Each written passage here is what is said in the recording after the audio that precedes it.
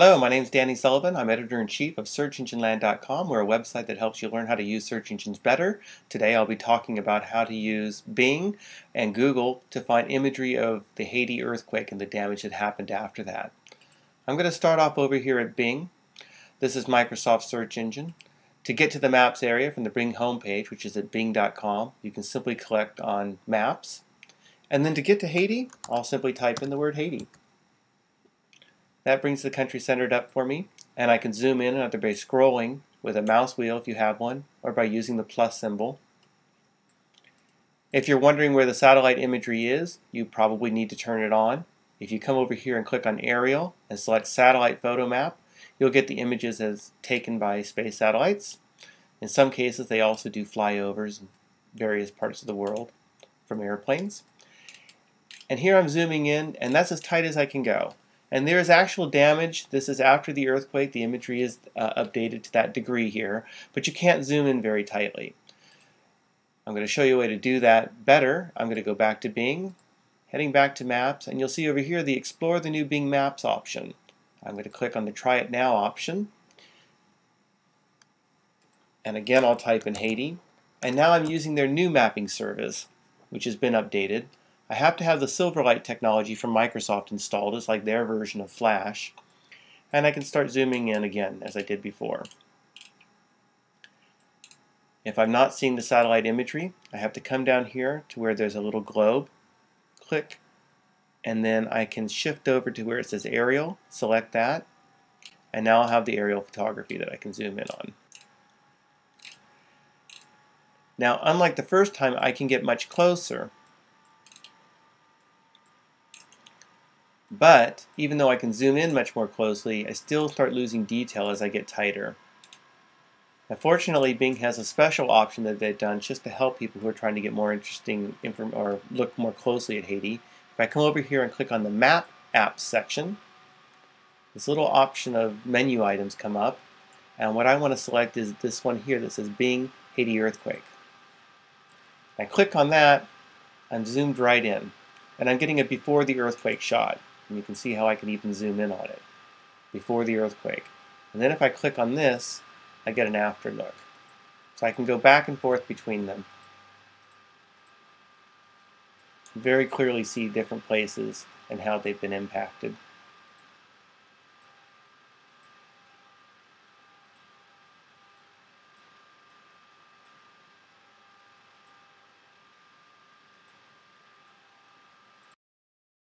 Now I'm going to talk about Google and how you can use its mapping service to get imagery.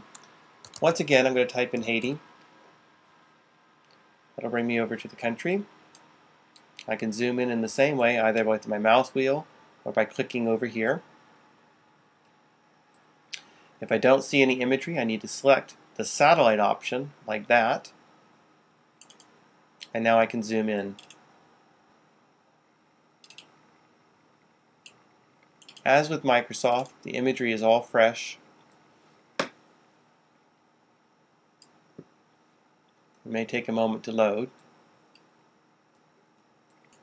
You can zoom in very tightly, and the resolution that Google has is better than Microsoft's, so you can get a real sense of close up the damage that's happened out there. This is the National Palace.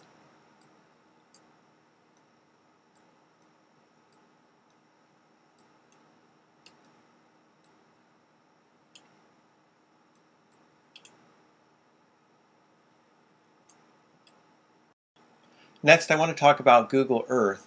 That's Google's software program that lets you look at imagery.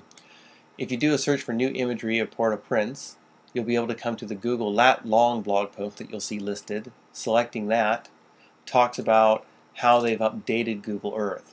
I'm going to bring that over here so you can take a look. And in this case, I'll type in Haiti. And the software will bring me over.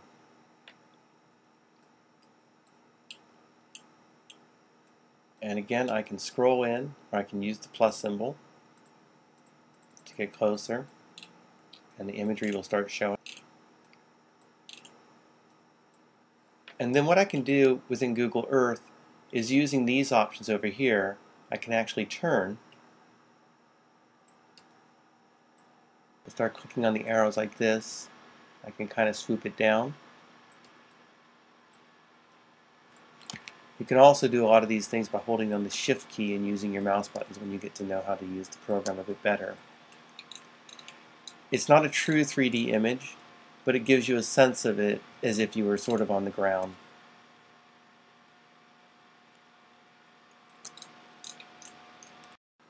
How about before or after?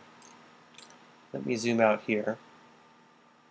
And I'm actually just going to search again so I can see it right from the top down.